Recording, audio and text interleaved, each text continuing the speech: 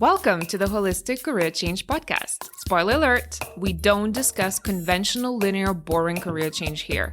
This is the place where we talk about finding an aligned career path that feels like an extension of who you are, where you get paid for being yourself.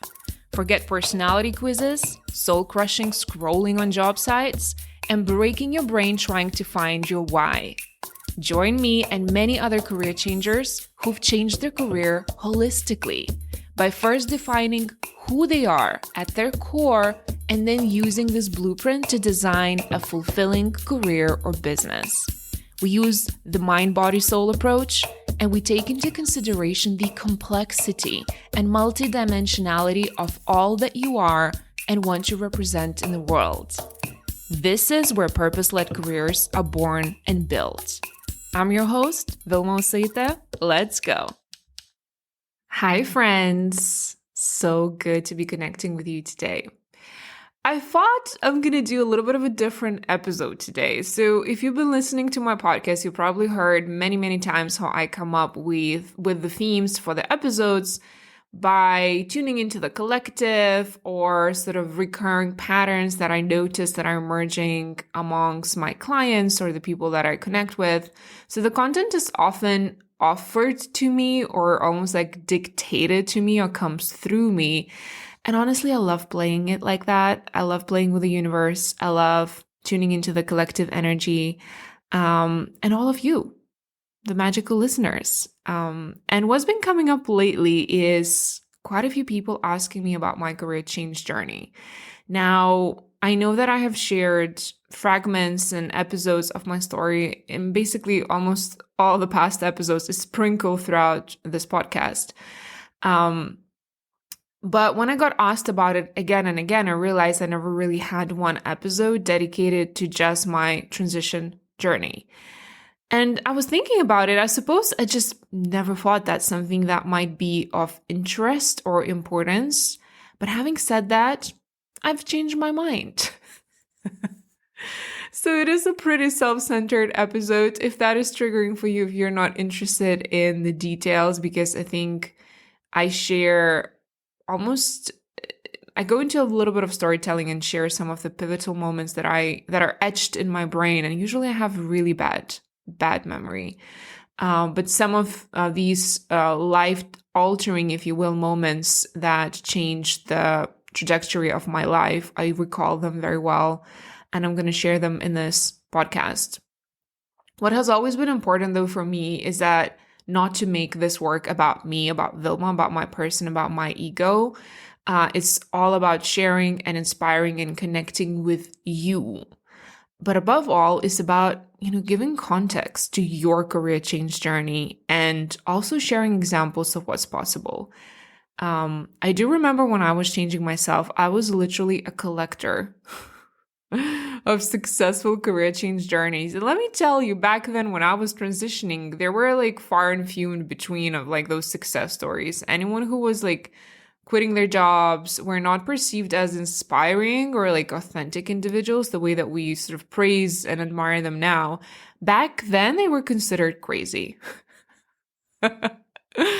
So I cannot even tell you how much I cherished like those stories of people choosing to completely pivot in their lives, in their careers, and maybe create new interesting businesses or travel the world without a plan. Even though I thought these days we do have many of these success stories, but perhaps my story can add to this conversation. So my intention with this episode is to be an example of what's possible and to give you permission to be relentless in following your dreams and building aligned careers, aligned businesses, aligned lifestyles. So today I will share the career change story, the timeline, my strategy of transitioning, and probably everything else that wants to come through. We'll see. Side note, but kind of connected, I recently had a home organizer come in and help me organize a few spaces at home. If you've seen The Home Edit on Netflix, you kind of can imagine what it looks like. It's fascinating. I loved it. Anyway, so as a result of sort of this organization project, I found my really old journals dating back to 2009, 2010, 2011, all the way up until now. And so I decided to amuse myself and read through them one by one. And yes, there's a lot because capturing thoughts has always been important to me. So I'm kind of doing like one diary a day, every few days now. And as I read, I also extract some insights that perhaps I had forgotten about, or aha moments, or just themes, ideas, struggles that maybe I'm still working on. So it's been weirdly cathartic and interesting to read, especially because, well, I do have, like I said, quite a bad memory. So it's very refreshing for me to review that. But at the same time, this is something I feel like just maybe a piece of advice that I have for you is we journal, especially for those of you who are journalers who like to download your thoughts. Do make sure that you spend time reviewing it because so much gets lost in translation. We get so immersed into what's happening now that we forget to zoom out and look for themes. You know, I reconnected with one of my old friends recently and we were just talking about certain things, certain area of my life. And then he said, "You kind of sound like a broken record. We literally had the same conversation 8 years ago." And that was so jarring and so humbling to hear.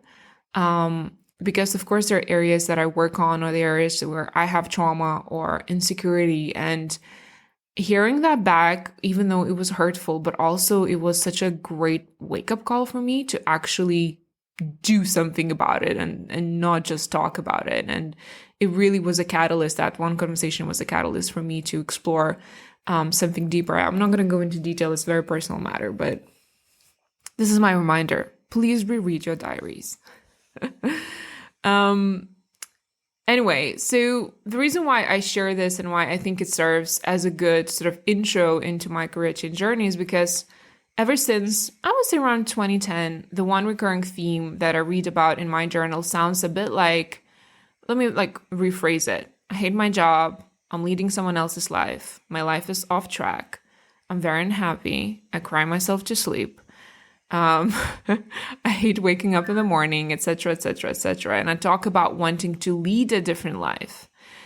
And I also spent a lot of time questioning if it's even realistic to like what you do for a living, because I frankly didn't personally know anyone who liked what they do.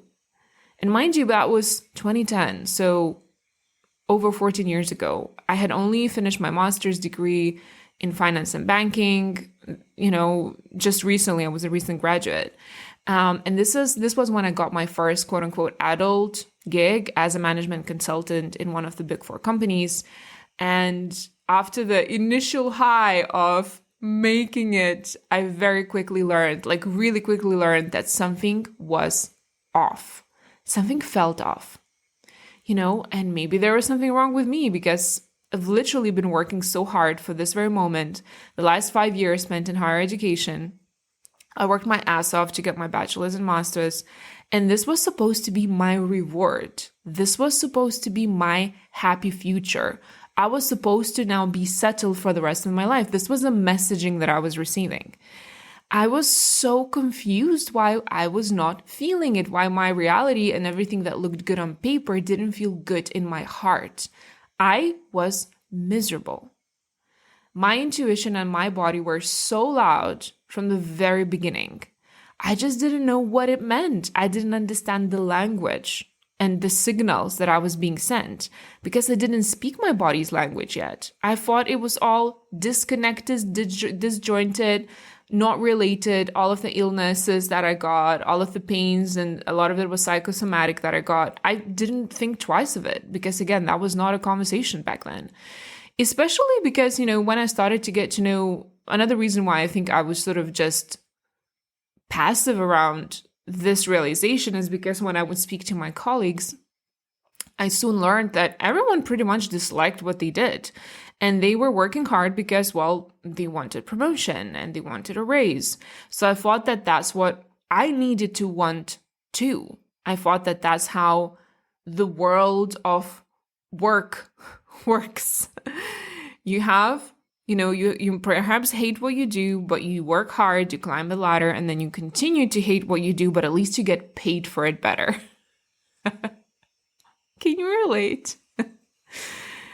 And, but no matter how much effort I'd put into my job, I also, another aspect was when I'm reading my diaries, like I didn't feel like I was doing a good job. And that was the first clue for me. Now I know. Didn't know back then. What would happen is I would say spend days and hours at the office, kind of wasting my time during the day. And mind you, it was open plan. So you can imagine, or some of you know, that's like an empath's worst nightmare, to be in an open plan office or like just have those cubicles. And back then I didn't quite know I was an empath. I just thought I struggled with concentration. That was my narrative that I had for myself.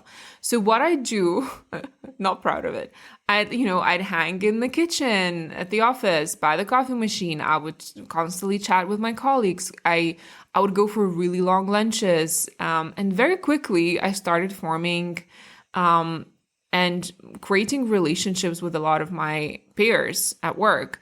I basically became the source of like this completely useless information about my colleagues. Like I knew everything about everyone. And whenever anyone wanted to know anything about, people at the office, they would come to me. Not only did I know my department, I know all the other departments. I knew reception. I knew everyone at the company. So, when they needed a clue, they would come to me. And back then I didn't know that, I was also kind of using my claircognizance. I just knew things about people, but I didn't really know that I know it. It's like it would be a download. So, a combination of me spending way too much time chatting with people, observing people, and then getting downloads, I knew exactly how to navigate the office life. So I was well adjusted with people. I knew how to work and how to speak with different people.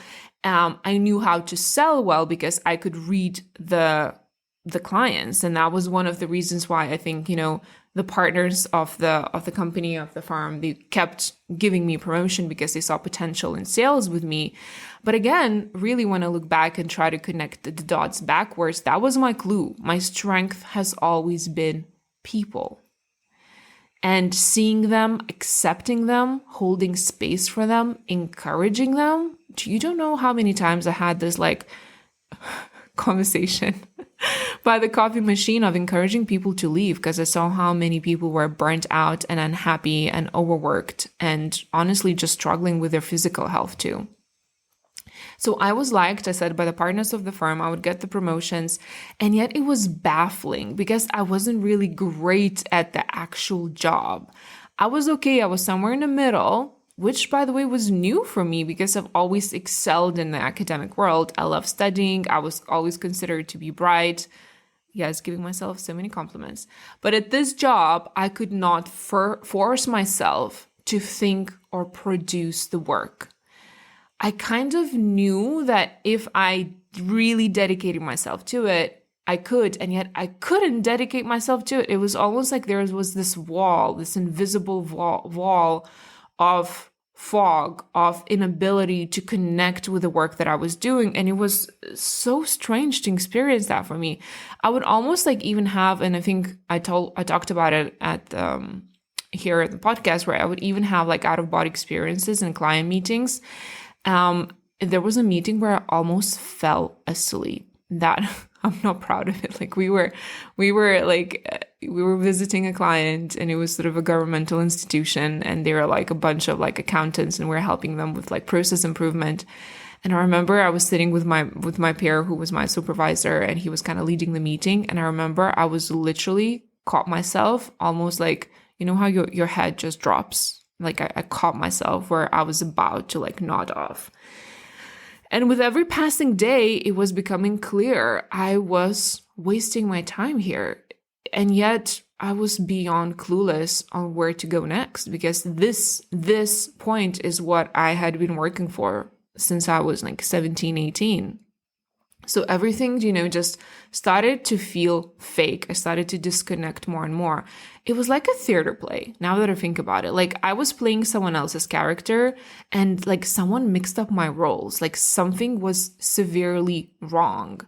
And And I remember, like, really remember this very short, like, vivid episode when I was in the midst of feeling all of these confusing feelings and not really sure what to do with them. But I sort of, at one point, I had a desk by the window, and it was, one of those struggle days, which was every day for me. And I accidentally glanced at the window and I saw a little tiny bird outside on the windowsill, just outside the window. It might have been a sparrow. I can't quite recall. And, it's just perfectly common, ordinary sight. And yet, like, this time when I saw that little bird, it somehow felt like surreal and different. Like I was in some sort of vortex in the moment. And it was like time stopped. Literally like one of those movie scenes. And I almost like looked the little bird in the eyes, like we had an eye contact.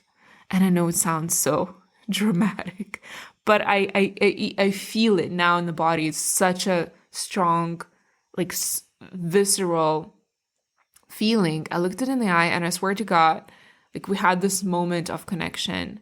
And for a moment, I was just overcome with a sense of like the wild, free nature of this little bird. And like, I was thinking like this little creature is living by design. It's doing exactly what it's here to do. It's free. It can roam, it can play, it can explore, it can look for food, it can mate. Like it's literally living by design. It wasn't untethered. And I knew I was supposed to become that. Free and wild. I just didn't know how. But I do remember that so well. And I think that was one of the, essentially it became a resource and inspiration for me to chase that I felt in that moment.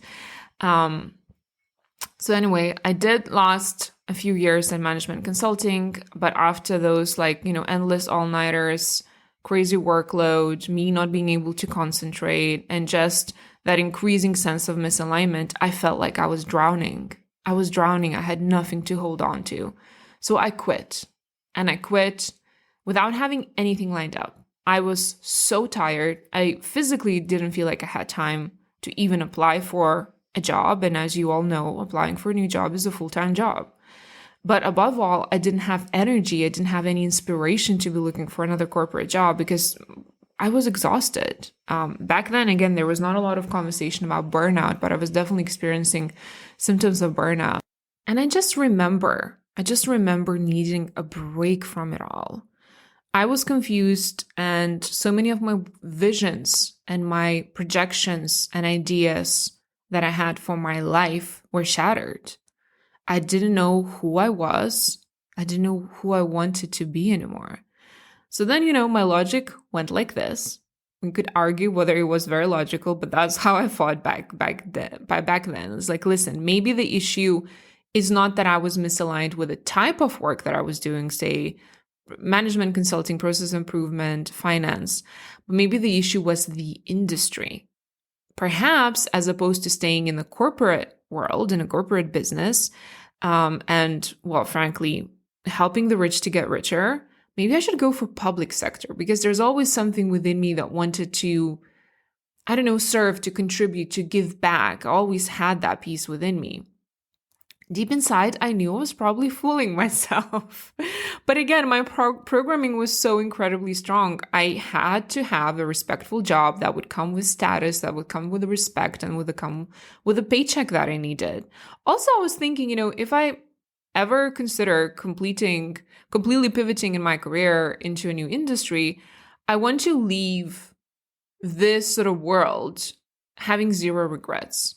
I'm not going to leave any stones unturned, wondering what if. If, say, I had made a career pivot right after my corporate experience, I think I would have always had the doubt of like, what if public sector would have been that sweet spot for me? What if the answer was me working for the government? So I just gave myself that chance to test it out. So I got a job in Ministry of Defense. Out of all the institutions, I am anti-war. So that's why I just had such random experiences in my life. So I worked in finance and budget department. I was a civilian. I was not military. even though multiple times I had been offered to enroll into military to train and become military personnel. But that much I was really certain about. Everything about violence, war, weapon was very much not my circus, and I didn't really want to have, frankly, do much with it.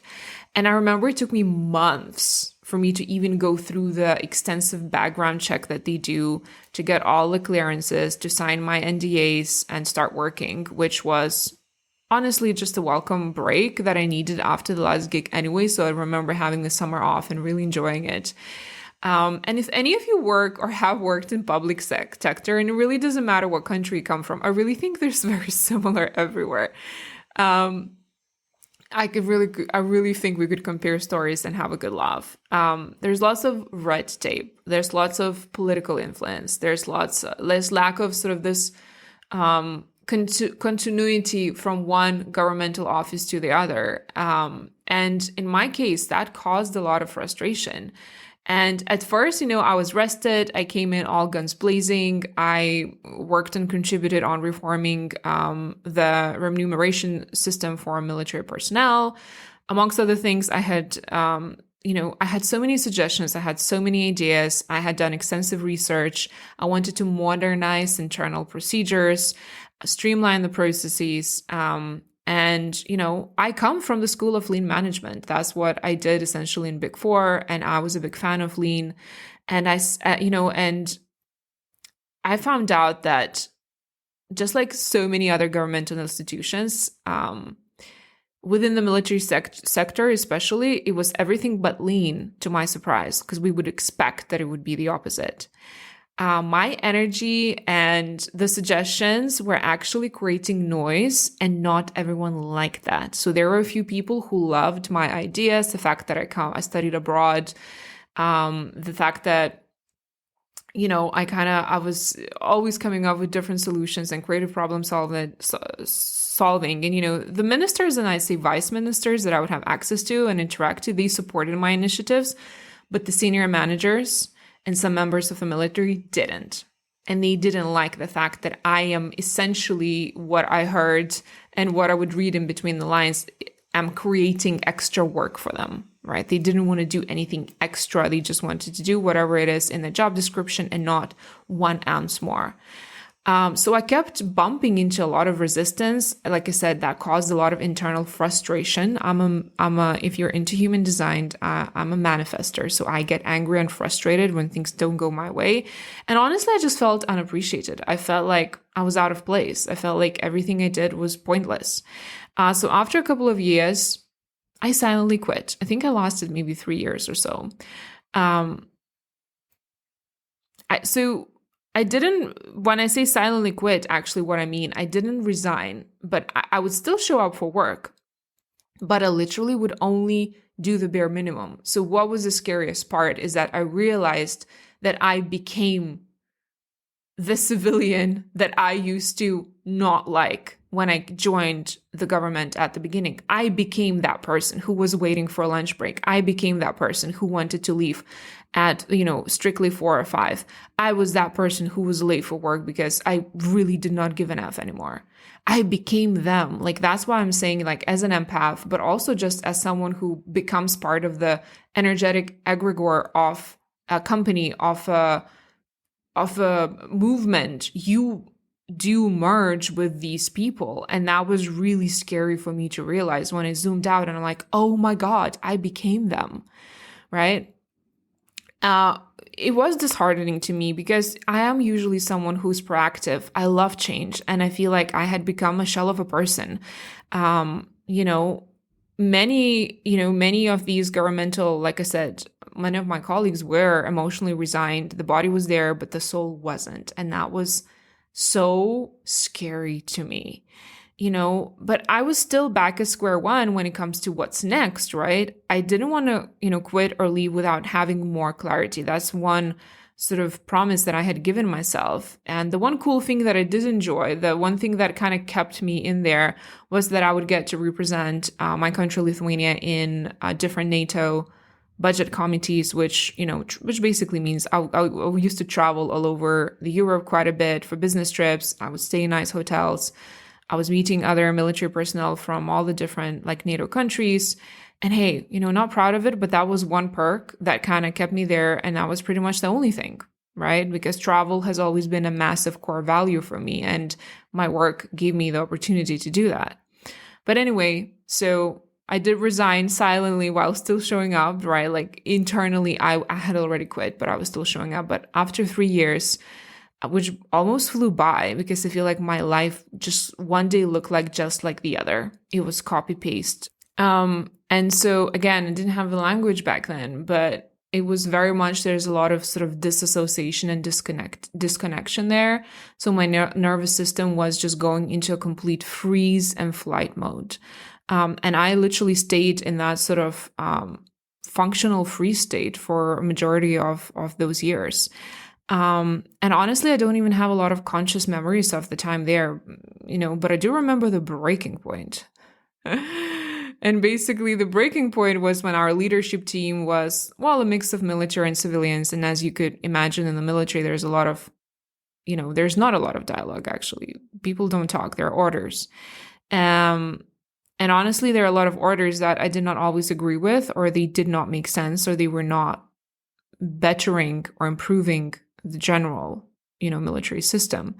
And my senior manager was a very smart lieutenant. She was a female, which meant that her voice was not always heard. Unfortunately, that's still the case. And she would get so frustrated with all of this nonsensical, sometimes senior leadership decision making, that at times she would take it out on us. So she'd raise her tone, or she'd call some of the colleagues, names, and she would lose her temper. And while I did understand her frustration, however, I was not going to tolerate being spoken to so disrespectfully. That was one boundary I've always had. I never had a problem defending myself. And I remember after one of those outbursts, I went into her office and said, I understand you're stressed. I admire you as a professional, but you're not my mother, you're not my father, and you're not going to speak to me like that. People treat homeless dogs with more care and attention than you speak to us sometimes. And that is enough. You have no right to treat people like that, and I'm done. So then after a few hours, she did come back. She sincerely apologized to me. She explained what was happening, but I had made my decision. I told her that I'm going to give them a few months to help them to get a head start on recruitment process, but that's it. I'm done. I'm quitting. Did I have anything lined up? Hell no. Of course I didn't. I had no idea where to look. So those few months were extremely anxiety ridden. Even though I had made myself that decision, I failed myself. I quit without knowing, again, where to go. And then for those of you into astrology, that was when I was starting to really sense the beginning of my Saturn return, which was basically making me question everything about myself, about my life, about where I'm headed next. It was extremely, extremely anxiety ridden. I'd wake up in the middle of the night, like hyperventilating. I'm not even exaggerating. I was borderline having panic attacks because I was going against the grain. And I was also, in the way that I understood, repeating my past mistake. And yet I knew I had to get out. I couldn't stay there. I had turned into a complete zombie. And it was just murdering my soul. I know it sounds dramatic, but those of you who've been or are currently in true misalignment, you know exactly what it feels like. It's extremely suffocating. So what did I do? Listen, I thought like this, I'm still in my 20s and this is for the time to explore myself and get to know myself. I need to get out. I need to break. And I love traveling. I love being abroad. And I've always wanted to go to Iceland and live there for a bit. So I was like, why not now? Iceland sounds like a great country to explore. Random, I know. Mind you, you know what I mean? I didn't want to work in the office anymore either. And I was, fed up with all the BS and office politics. And I kind of was craving actually for simple work. Like I wanted to work with my hands. I wanted a break. I didn't want to think too much. I didn't want to conjure up all of these eloquent ideas and then figure out how to sell it to top management. I didn't want to do any of that. So I found a job in a restaurant. Okay. And in probably one of the most remote parts of Iceland, northern Iceland, in a little town called Blondus. And Blondus, the population, 900. 900 people. Just just close to the Arctic Ocean, and we had a lot of seals. I think we had more seals in the little town than we had people. But it was perfect for me because it's remote and I somehow needed that. I needed the medicine of such strong, raw, breezy island like Iceland. And it was so random that, even when the Icelanders that I'd meet when I'd go to Reykjavik, the capital, or other parts of the island, because I would hitchhike a lot. I would basically, when I would have time off, I would hitchhike around the country. When I would tell them that I'm living in Blondas, they would be like, "Are you okay?" Like, there's nothing there. There's literally just like a petrol station and a restaurant. Like, I was like, exactly what I need. So basically, I had that lined up, right? I applied for a job in a restaurant. I had my interviews. I bought my one-way ticket and I left. At first, I had a job in the kitchen, which was so tough. All of you, if there are any chefs here, I admire you endlessly. It was so incredibly tough, physically and mentally. And I remember the first week, I would cry myself to sleep thinking like, why the F did I come here again? Like, what am I doing here? And mind you, I came in summer. And for those of you who don't know, they have white nights, meaning it doesn't get dark. So not only would I cry myself to sleep, but I couldn't even sleep for hours because it was so light and I didn't have proper curtains. So I remember the first weeks were such a rude awakening of like, hold on, like, what am I doing here? What's the medicine here? Why did I throw myself into such a different environment and such a different change? But little by little, I started relaxing into it. I still had moments of, what am I doing here? But it also felt meaningful. Like there's something inside of me that told me like, this is a place to stay for a little bit. And, on the other hand, my ego hated it because I had all of these degrees and I worked so hard to not have to do this work. And yet I can't quite explain it. This work felt healing to me, So I did in the kitchen. The kitchen was full of male staff. Unfortunately, they were quite sexist. It's okay, no grudges. I feel like I, in the end, managed to build really strong relationships with all of them. It took me some time, but they did have a lot of prejudice and like horrible experiences in the past, so I understand why they're a little skeptical. But then I asked to be moved to front house. I wanted to serve people and I started making friends, and like I said, all of my free time was spent in nature, hiking, exploring the country, hitchhiking as well. And with every trip that I would take, with every conversation that I had, I feel like I started healing. I remember I had a housemate who had insomnia. So when it started getting dark, when it would have normal nights and then very little light in the darker season, so he would have insomnia. So he would wake me up in the middle of the night at like 2 or 3 a.m. Where you would have like these northern lights like dancing all over the sky, and the blues and the greens and the reds. And I remember we would just take our blankets and sit in our terrace and just look at them, for hours sometimes.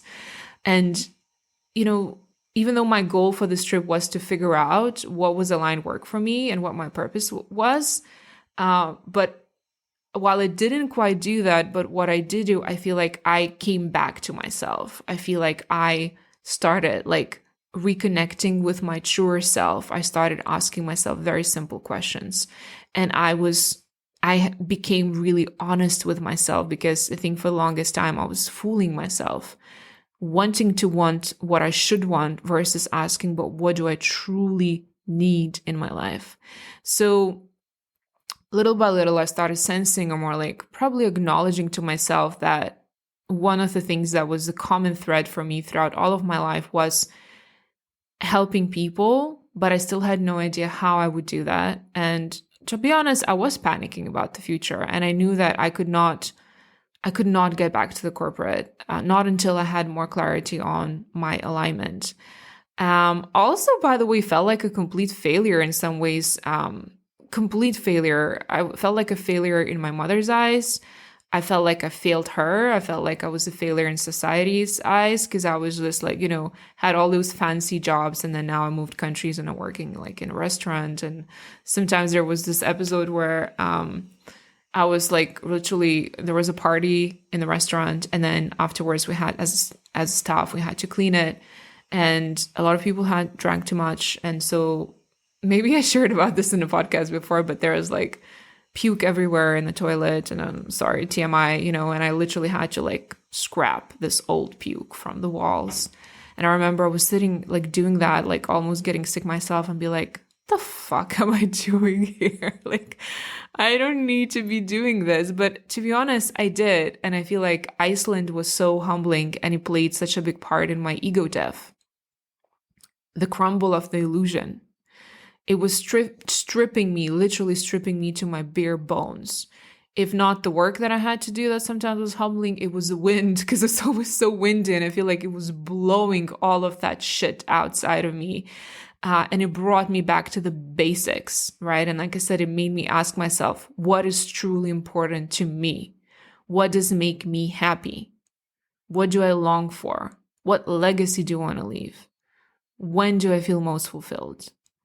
I had these questions, like I said. I didn't have a lot of answers. It was unsettling, but I felt like I'm in the right direction. Because the answers were not coming, by the way, I decided to then just surrender, because I was like, listen, me forcing myself, me overthinking has not worked. How about I try to do something different? So I decided to welcome these questions and let them stay without me wanting or needing to have straightforward answers. Right? I didn't want to control them like I used to do in the past. Control and force is how I used to organize my life. And I was like, no, I decided to surrender, which was a big lesson. And that's why I often talk about surrender, even in all of your career change journeys. Surrender is going to be a big part of your career change. And when I did surrender, things shifted, because everything became my teacher then. The mountains that I say good morning to, the angry kitchen chefs were my teachers, the tourists who'd come, to warm up at the restaurant, the glacier rivers were my teachers, the northern lights were my teachers. I started viewing things differently, and everything became alive to me. Everything had a message and a reminder, and it was such important detox for me, because we do have to make space sometimes and empty our cup before we pour something new in. And then I kind of just started, like, the more I connected with nature, the more I started almost, I don't know, for the lack of a better word, like channeling and understanding the laws of the universe and like the next steps for my life. I didn't have the context for it. I only now, now that I look back, I understand what it meant, but back then I didn't. But I was dying into birth. That was what's happening. It was excruciating. It was confusing. It was painful at times, but I knew that was the process that I had to go through, like intuitively. And while, I sensed it then, I didn't quite have the words to describe what I was going through or fully grasp that there was part of this bigger unfolding for me. There was also this one pivotal episode that I feel like set me up or directed me towards the work that I do now as well. And again, I only remember this because I read it in my diary. I remember I had a break from work, a day off, I think, and I went for a walk. And I sat on a rock to meditate. I used to do that a lot. I feel like the rocks, the stones, very powerful, especially in that part of the world. And so I picked up a little piece of rock that was next to me, sort of, the rock, like I said, the rock crystal elemental kingdom has always used to like draw me in. And you can also tell a distinct energy that each rock, each crystal has. They all have characters. They're like people. It's fascinating to me. So I picked up this rock and I closed my eyes and I let it sort of connect with me and cleanse me. And it was so blissful. And I don't know, it just, when you get into that state of connectedness with everything, it's like you become one with the surroundings. You don't know where you begin and where you end. You are one with everything. And I opened up my eyes and I started sort of inspecting this little rock. And it was covered in these like tiny, wide, green lichen, like these little dots, little moss. And then it hit me. I was like, oh, I am like this rock. We're all like this rock with these tiny little pieces of rocks. And each tiny like lichen, each tiny moss is like a quality or trait or a skill of mine that I've collected or brought into this life. And my job now is not to become a different rock, but to really take a close look and inspect all of those different aspects of mine, look at all of them, get to know them, accept them, love them. And once I do, they will direct me to an aligned path. I don't need to strive for something or become something I'm not. I need to get to know myself and allow that to be my direction. Because once I do, I'll have so much more clarity on where I need to go, which again, in a way, formed the basis of my current holistic approach to career change. And by the way, I just recently found out in astrocartography, because that's my new obsession, in the reading that my Saturn line, if you're into astrology and you know the planet Saturn, goes through Iceland. And that was, like I said, the beginning of my Saturn return. So a lot of the times I think what that shows me, and you will have those stories too, where you will make seemingly random, intuitive, nonsensical decisions where your brain and all the others will be like, are you okay? Like, why would you choose that? But really, it's all divine guidance, and nothing is accidental. So with my Saturn return, being on my Saturn line, I was really stripped away from all the aspects of my identity that I used to cling to. My job title, my looks, my relationships. Iceland became my womb. And this is not me promoting travel Iceland, okay? Like, Iceland may not do this to you. We all have these different destinations, and a lot of the times we don't need to leave the country to be able to have these insights and these understandings. But yeah, speaking of relationships, by the way, I'm not going to go into too much detail here because, well, I want to respect that there are other people involved. But what I experienced and what I've seen quite often working with clients and in other career change stories is not unusual to also be going through difficult soul ships, meaning if you believe in that, like soulmate relationships, twin flame relationships, a relationship with someone basically who you've perhaps played with for many lifetimes before, that you have a karmic connection with. And like I said, shadow twin flame, soulmate twin flame, whatever you want to call them. In those sort of strange times, we often do bump into these sometimes seemingly difficult or even toxic relationships because they're there to serve a very important purpose. Like I said, painful, often unsuccessful in the societal norms, like societal perspective, they're unsuccessful, but they're also totally magnetic. So it's almost like there's such pull to go into these relationships because they serve a purpose as a catalyst. And we're drawn to them like moth to the flame. They're often not meant to last, but they're meant to break us. They're meant to shatter us so that then we would pick us back up together, question everything, and then piece ourselves together into a new, whole, authentic version of ourselves. Like, you know, that Japanese art, I think it's called kintsugi, where you put the broken pottery pieces back together using gold, right? Like with gold inside. And before Iceland and while in Iceland, I was going through that, a relationship that was so alluring. It felt cosmic, it felt surreal, it felt magnetic. And yet that person served as a big mirror and shattered, broke me, left me so confused. Like I didn't know myself, but I needed that. So anyway, so in Iceland, I had started like clarifying the direction, but I still didn't have any clear steps. So when I came back home, I decided to move back in with my mother. I distinctly remember this, feeling so incredibly like embarrassed about it because I was looking around at my peers who were getting married and they're getting promoted. And I remember how just behind I felt in my life, I think. And I just felt like I'm late for everything. I felt like a complete loser. The reason why I moved back in is because, well, I guess, you know, I was out of relationship. I was lonely. I also just wanted to cut costs, if I'm honest, because I didn't want to get a job in corporate. So it was just sort of this camp, this temporary pit stop for me to like gather myself together and figuring it out.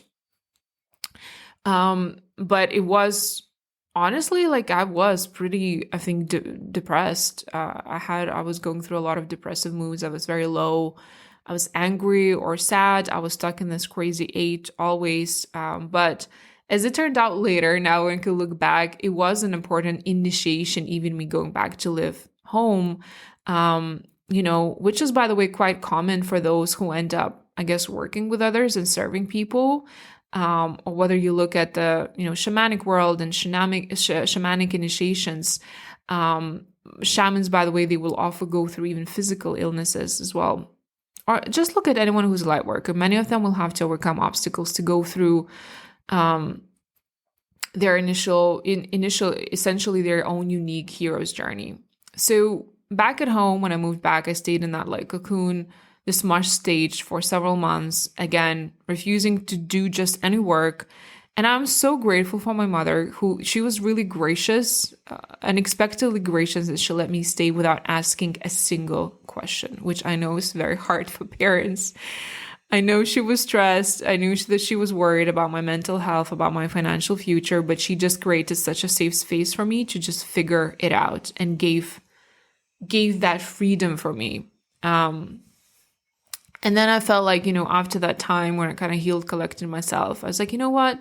Since I'm in this liminal space that feels endless and it has no bounds and I don't know when it will end and it's so scary, and noticing how Iceland cleared me and healed me, I decided to leave for another trip. And I was like, you know what? Another country and city that I've always been obsessed with and wanted to live in was Portugal, and Lisbon in particular. Mind you, I did not have any savings left. I think I was still on my unemployment benefits. So I found like a place to stay through an organization called Workaway. And I think I Googled them before the episode. They're still working. So hey, if anyone wants to experience that. So basically, it's a place where businesses or individuals around the world, they will list themselves there, and they author their homes or food and lodging, basically, for those who want to travel and stay for free in exchange for a few hours of work, maybe at their home, at the farm, at the business. And it's a great way, I think, to travel, to cut down expenses, but also meet people and kind of live a local lifestyle. So I'm still a fan of it. So I found a gig in Lisbon and a place to stay at a hostel, and I'd have to work at the reception several times a week. And in return, I would get like a bunk bed and, food. And again, I was like, yeah, I was just a little spoiled. I'm the only child. I was just like, oh, that is really putting me, out of my comfort zone. But again, it's just, I often trust my intuition blindly. And I was just like, it feels right. I'm going to do that. And I think this is where my ego death continued once I got there, because being someone, like I said, who's very private, I found myself in an environment where I had no privacy, even in the shower. Like there was not a moment where you could like close the door on people. It was just like constant immersion and connection. But in a strange way, especially now that I look back, I loved it, because while I think Iceland taught me to connect with myself and be silent and connect with nature, Lisbon, Portugal taught me connection with others. And while in there, I met people from all over the world. They're all interesting, fascinating, inspiring. They're travelers. I made some lifelong friends, and I learned how to essentially be in the moment and enjoy little things, as Portuguese do. They're very good at that, just relaxing. And it was where I connected with more of my sensuality and sexuality, because for the longest time I was leading with masculine, especially when you're in business or corporate or even government. I think like those parts kind of take over, because you need to be logical and strong to get anywhere or to put your point across. So I feel like with the Portuguese experience, I managed to release some of my feminine and connect to my darker feminine and my sexuality more. It was sexy, I felt like it allowed me to connect more with my sacred feminine that I had completely neglected. And while there, I continued to journal. I continued to consult astrologers and psychics and read books about purpose. I was still very keen on like wanting to find what that is. And that's when I started to connect the dots. All of which, by the way, was again the origins of my current holistic career change process. Like me going through it allowed me to see what works and what doesn't work, and allow me to see where the gaps were. Because like I said many times on this podcast, while different practitioners would offer me some guidance, I didn't know how to put all of that guidance together and how to make it make sense in a career context. So the more I got to know myself through all the crazy wild experiences I had in Lisbon and through journaling, the more I realized I had to own a business. Like I had to be a business owner and I wanted to be a spiritual entrepreneur. I didn't know, again, what it meant, whether it meant that I needed to create a product, whether I wanted to have a service. And I think after like 6 or 7 months in Lisbon, I went back home and things started to become clearer. I knew I had to help people. I knew that I wanted to own my own practice. I knew that I had to have a location independence business because travel was, again, one of the core values for me. So I started researching the options. And there were so many programs, back then. And it was, I think, 2016, 2017. And on how to like build passive income streams and courses. And remember Tim Ferriss's 4-hour week. And it was kind of our Bible back then. But what I learned was I wanted to study and understand human psyche better. And I wanted to support people directly, or at least start there. And having had, my then very first basic version of career blueprint, which I now walk my clients through, I knew that therapy was not aligned for me, even though I was really open to study. I love studying.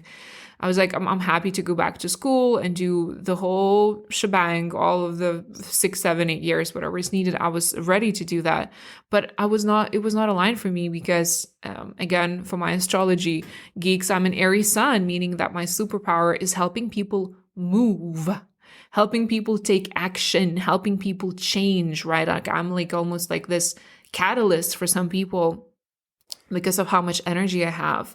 And I am very much future oriented. I love to ask what's next. I don't often feel like it's valuable too much to stay in the past.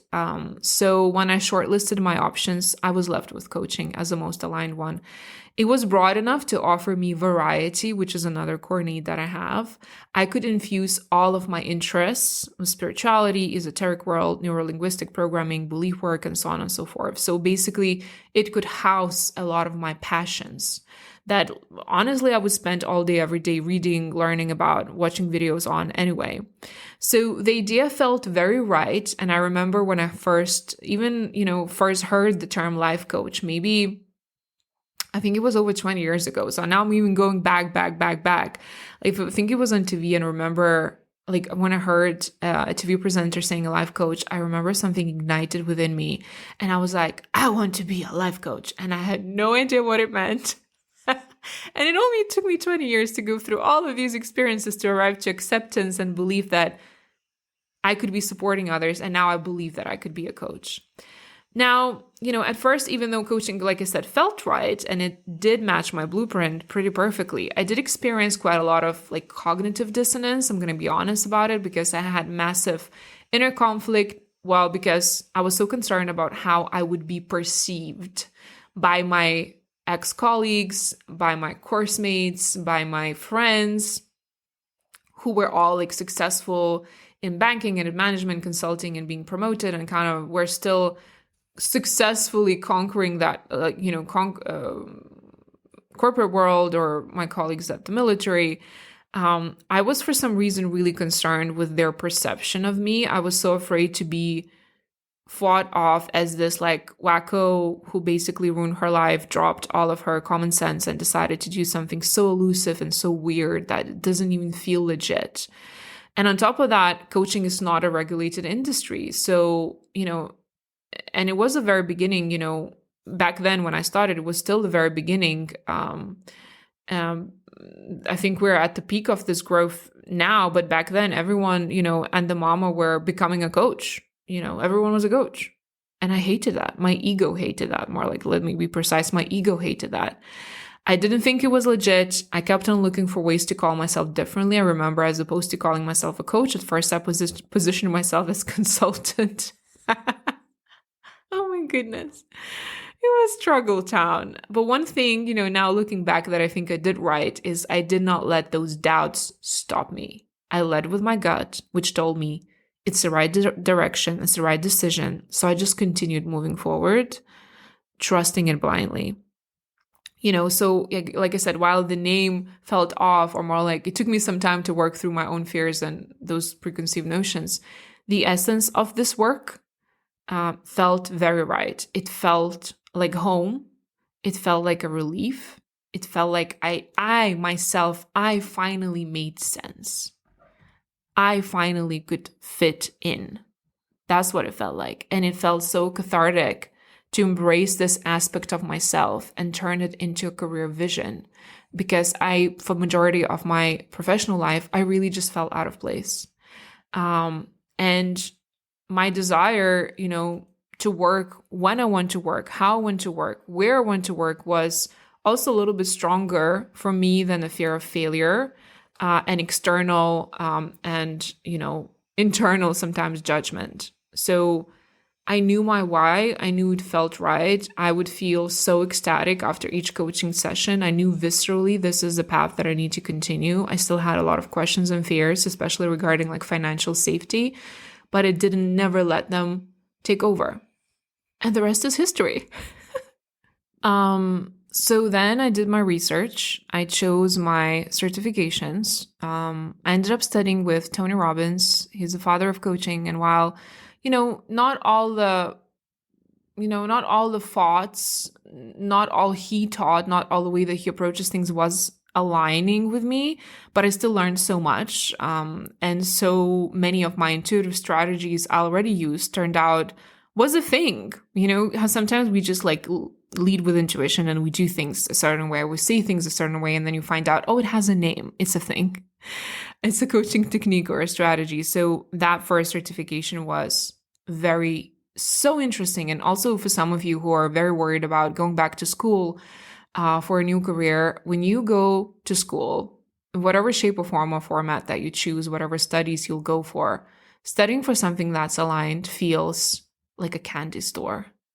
So don't let the previous experiences of studying something that was misaligned overshadow the potential of you studying for something that's aligned, because it's going to be endlessly interesting and fascinating for you. Trust me, it's going to be such a different and healing experience. And for me as well, studying coaching felt like sort of a deep remembrance. It was a remembering. It felt right. And again, I'm emphasizing feelings here because I want you to also pay attention and lead with that too. Our mind, our gremlins will have many opinions, but always, always steer yourself back to the body, recenter, put your hand on your heart and ask yourself, but how does this business, this title, this direction actually feel to me? So going back to my story, I enrolled into my certification course and also had to, frankly, sustain myself while I was studying. And that is when I made a very conscious, intentional decision to go back to corporate, leverage my previous experience, leverage my degrees, so I could make sure that I could pay my bills. However, this is a big piece, a big caveat. Me coming back was, like I said, very intentional, very clear. It had a lot of boundaries. It was a short-term solution while I was going to study and start building my practice. I went back into banking and insurance, and to my surprise, coming back wasn't as daunting as I thought it would be. And here's why. Again, if you're someone who needs that bridge transition and you're dreading going back, don't be afraid if you already know where you're going or you started your new career. Because at least for me, I was clear. I had direction. I was working on my permanent exit plan. And I didn't have to worry about, my practice being an instant success. I could pour into my new business with love and dedication and not bring in that grasping energy of needing it to work now. I was like, no, I'm going to get a job. I'm going to get my paycheck and I'm going to build it and give it everything that it needs to grow. I'm not going to put any pressure or any timelines on that. Now, that doesn't mean that I was lazy or I was slacking. But what I didn't do, I didn't put that expectation for this new career, this new path to like instantly validate me and instantly prove to me that it's a legitimate option. I was like, no, I already decided I'm going to be a full-time coach and I'm going to have a spiritual business. It's done. How long it takes, I don't even care. So Also, when I think about it now, going back to sort of corporate in a more, I don't know, protective way, I guess, in a more centered way, having a schedule surprisingly helped me. I had like clear structure, clear masculine boundaries because when I'm in my corporate, I would only focus on my corporate job. And I used to use my lunch break to write content. And then when I'd get back home, I would study, I would read, and eventually I started scheduling my coaching sessions with clients in the evenings and over the weekends. So what I opted for was this gradual bridge transition. And here's why I chose it, and here are the benefits of it if you're in the position where you're considering it. Doing career change like that felt much, much safer for my nervous system. And after I had previously left corporate, I really didn't think, I didn't really have any other proper office jobs. I didn't have much money coming in. And I saw how much anxiety was creating for me not to have a steady paycheck. And having that constant money coming in, having my benefits is really what I needed to feel grounded enough in my life in general to study a new modality and to start something new. I needed something stable to grasp onto because we always need uncertainty in our life, but we also need certainty. And if we don't have any certainty, it's very hard to build and grow.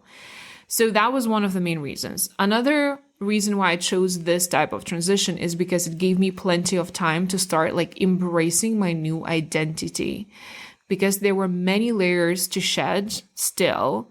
And practicing this new coach identity part-time, if you will, versus just jumping all in, like really felt more doable for me. I felt like I needed my time to really become this new version of myself. And had I just gone full force, all in, just into that business, so building something new was already, scary, and I had so many questions, but also embodying this new identity that I did not feel like I fully own yet, I think would have really deterred me or scared me too much or overwhelmed me too much. So having the space to practice it part-time really was helpful.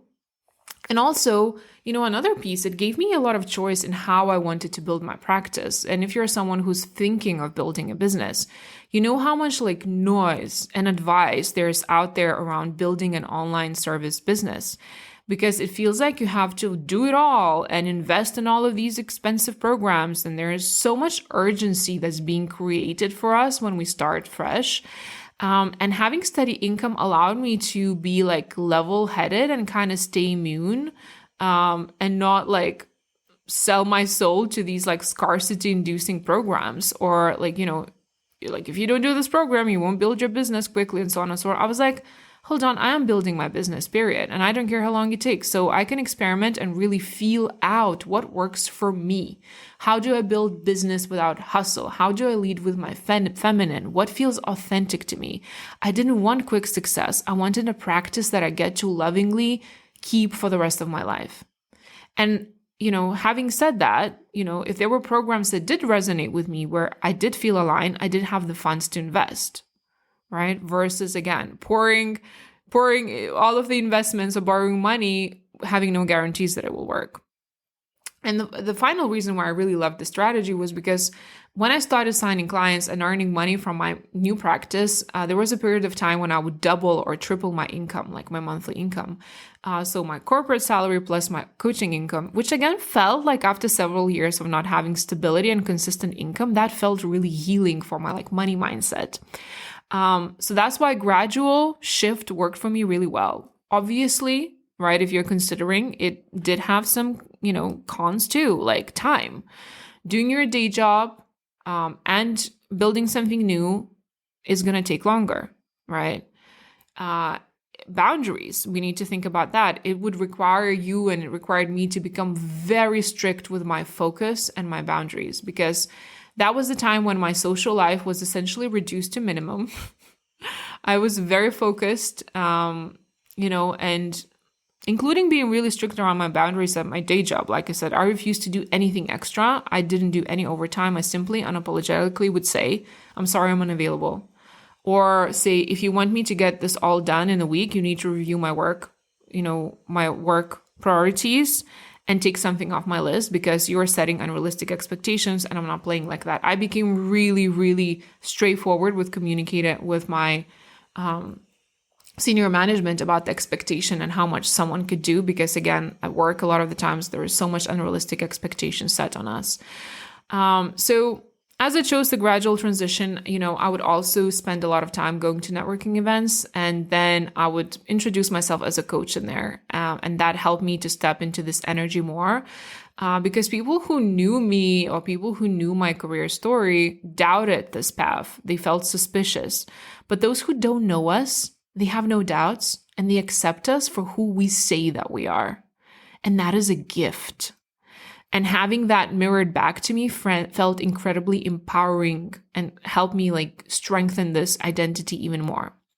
So anyway, I stayed at this corporate gig for over a year. I was studying for coaching. I was starting to practice with my clients. And then I realized at one point that I was kind of running out of time to do it all that I wanted to do for my business, especially because I had more and more clients coming into the practice. So I decided to have maybe a more flexible role.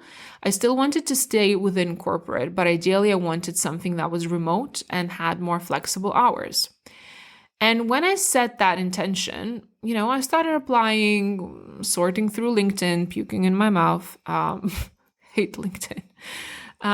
It just has such a suppressed and authentic heavy energy. I don't know, as an intuitive, what do you guys think? How do you feel about LinkedIn? I know it's a powerful tool, but I definitely need to self-coach on LinkedIn myself. So I would dedicate that time for applying, but nothing would come out of it, which was really weird. I would not hear back from people, or I'd get ghosted. And it felt strange, as I was definitely applying for jobs I was qualified for, or maybe even overqualified for, because what I had decided is I wanted to go for a less taxing role, maybe more admin that wouldn't drain my energy so much, because I wanted to dedicate all of my energy to my coaching baby. So after some time, taking lots of, masculine, forceful action, I paused and I had an honest conversation with myself, because, I kept on dreaming about this beautiful spiritual practice where I get to flow into it, where I get to create, where I get to be in my creative goddess energy. But the way that I was going about my transition strategy, especially when it comes to looking for this new, more flexible role, was the exact opposite. I was controlling and I was stressed. So when I had that realization, I decided to surrender one more time. And I learned, I wanted to learn how to co-create with the universe more, and how to invite the next step in versus trying to force it with my rigid actions. So what did I do? So then, instead of writing content during my lunch break, I remember, I think it was late spring, so it was so beautiful and warm outside. I would literally take the whole hour. I would go outside into a nearby park by a river, and I would practice surrender. Surrender to the wind, surrender to the race. I would do my breathing practices, or I would just listen to Abraham Hicks on repeat, non-stop. I would choose topics around inviting aligned work in, letting go of control, and I just focus on entering that frequency and bliss and receiving and being that vortex. Now, obviously, it wasn't always straightforward. We still have a human brain. But I do remember very well how my lunch breaks had turned into this magical vortex of deep gratitude and peace and excitement and trust and presence. And I knew that what's mine will come inevitably. I was already in gratitude of what's coming in. And I know for some of you who are maybe not as much into law of attraction, that may sound elusive, but honestly, those lunch breaks had become my retreat. I would have a retreat for an hour every day during the work week. And what do you think? Lo and behold, after a week or so, it wasn't that long, a week or so, maybe a week and a half, I got a text from my friend who was working for this remote company. And she said, "Hey, my company is looking for new managers. Perhaps you'd like to apply." And she dropped me the link.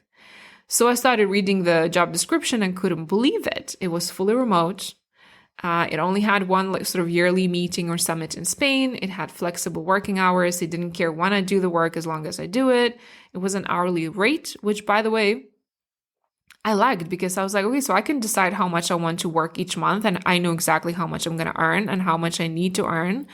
And the job was not too challenging itself. So literally met all of the criteria on my list, and I got to work with my friend. So I interviewed, I got the job, I gave in my notice at the corporate work and started basically pouring more and more into my coaching. It was, like I said, new, it was unfamiliar, it was exciting, but it was scary. But one thing I didn't do, I never stopped working towards my dream. I surrounded myself with people intentionally who were more successful than me. I created my virtual board of advisors that I talk about on this podcast. So like all the coaches, businesswomen who were, eons ahead of me, and they became my example of what's possible. They became my lighthouse. And I started way before I was ready. So that's another nugget for all of you who are like, I need this and I need this and I need the perfect environment and the perfect circumstances. You don't. Start before you are ready. Because once you have a broad understanding of where you're going, just start doing it, and the rest will become clearer. When I began, by the way, I at first didn't know, or I didn't even had a so-called niche. I just started with general life coaching strategies, principles. They can be applied to many different circumstances, whether it's your relationship, your finances, your self-esteem, or your work. And only when I started coaching and sort of collecting data and evaluating my sessions, I quickly learned that purpose, aligned work, dharma, ikigai, whatever you want to call it, like basically living on purpose with a purpose, was where I would come alive. But had I not started coaching in general, I would have not known that. And this is something I could have not brainstormed ahead of time. I needed experience to feel it and understand it. I got clarity through action, and I see many of you really want to feel secure and clear ahead of time before you start, which unfortunately is then a very long and confusing road to clarity if you want all the answers ahead of time. So there you have it. Do you know what I mean? Like, I got clarity through action, and again, the rest is history. I just looked at the time mark. If you're still here, I applaud you. This has turned into quite a detailed story. Anyway, So where were we? Okay, so once I got this remote bridge job again, which gave me a peace of mind because I had security of a paycheck, I just needed to make sure that I planned my time and again, work with my boundaries, which I did. And I started spending more and more time on building out my programs, working with career changers, working on content, and all of the other good stuff we do as online service providers. And my practice started filling up. And before I knew it, I was full. And now it did take, time and effort to get there. Don't get me wrong. It wasn't an easy journey, but it somehow flowed. And the more I put into it, the more I started to get back. But above all, the work felt energizing. It felt expansive. I never got bored of it. Always had a million ideas. Even if there were moments of like frustration and confusion and deflation sometimes, I constantly kept like getting or feeling like I'm invited back in, like there was a pull, because that's what aligned work does. That's why it's a calling. It calls you. So when my practice got full and, working my corporate gig basically was costing me money.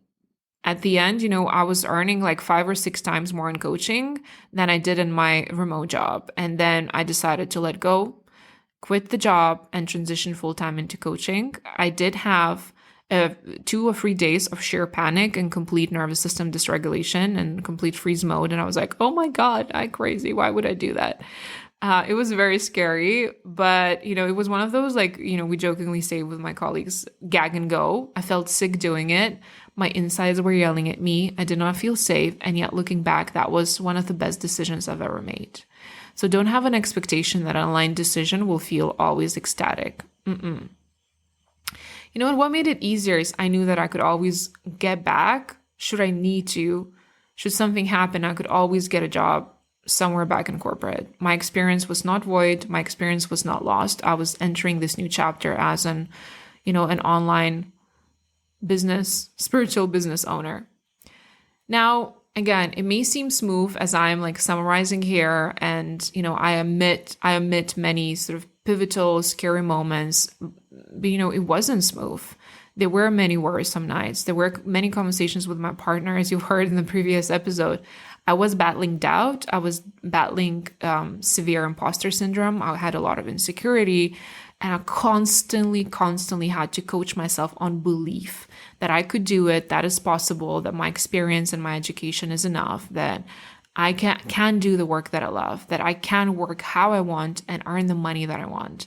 And that's why I'm so incredibly adamant with my clients and here on this podcast, telling you all about thought work and belief work. I'm like a broken record regarding belief work. If you don't have a belief that you can and you will succeed, you won't. You will allow the first problem, the first obstacle, sway you, and you'll run back to old, familiar misalignment. And, your belief is your ticket to a new life. By the way, if you can hear my cat purring, I'm sorry, I can't edit that out. So it's a little extra ASMR for you. I don't know if you'll be able to hear it in the recording. So yes, your belief is your ticket to your new life. So to summarize it, my transition journey was long. It took me, I would say plus 4 years, or if we really go down to it, maybe 3 years of actual exploration. And that is why I'm so incredibly passionate of helping all of you to do this quicker and more effectively. But having said that, there will be always events and experiences that will be vital in shaping your new identity. And honestly, we can't skip on that. We can set a timeline, and then we'll quickly figure out that the timeline will be exactly what you need to be able to transition safely and successfully. I opted for a bridge gradual transition. I always had jobs while building my practice, which cost me lots of energy, lots of resources, required me to be focused. But that was the most aligned strategy for me, for my mindset back then. And I only quit corporate when my new income surpassed my corporate income and I had a proof essentially of concept. Now, is this the best strategy for you? I can't tell you. You need to figure that out. Where you stand, how fed up you are with your job, how much savings do you have? All of that will play a role in deciding the best strategy for you. I think I have some episodes on that on my podcast, but I'm also thinking of recording some new refreshed episodes of choosing the best strategy. So should everyone do the same? Of course not. Like I said, your circumstances are unique. And you need to ask yourself what would feel the safest, the most supportive way to transition for me, for my family, for my circumstances.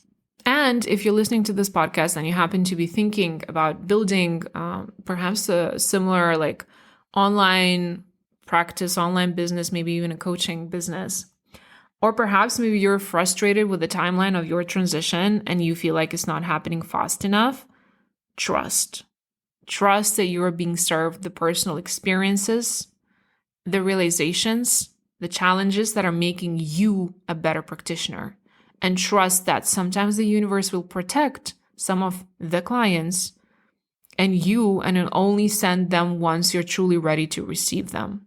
That's what I see through and through of people who are moving into these sort of quote unquote healing professions. So looking back, each experience that I described here helped me find a missing piece, answered a question, helped me reclaim or meet parts of myself that I had not met or I had completely suppressed and I forgot about. And had I not gone through all of that seemingly random, chaotic change process, I would not be here and I would not be recording this episode right now. And that surrender and trust was massive. And the only thing that, if you ask me, if I have any regrets a little bit, is that I wasn't probably as present for each of these experiences as I could have, because I was rushing and I was impatient. And I wish I was more acceptant of whatever was transpiring in my life, whether it was working in a restaurant in northern Iceland, whether it was, meeting all these people in a hostel in Lisbon and having all these crazy wild experiences. I think I always kind of was at the back of my mind thinking of what's next, but I need to figure out. And my only regret is and for you, maybe an advice if you're in that stage, just stay present and trust that it's all unfolding for you. That's my wish. Be present. It's all working out in the best way, shape, and form for everyone involved. And the final thought that I have for you, if you're someone who is similarly lost to how I was back then and going through somewhat similar experiences, I want to remind you that you are not lost. You are becoming. And that is beautiful. Have an amazing week. Thank you for spending time with me today. If you resonate with this content, please subscribe and leave a little review to put a smile on my face. And if you'd like to take this work further and have my one-on-one support in switching to an aligned career path using my holistic career change method, make sure you head over to the show notes and book your free consultation call. I can't wait to meet you. Have a nice day.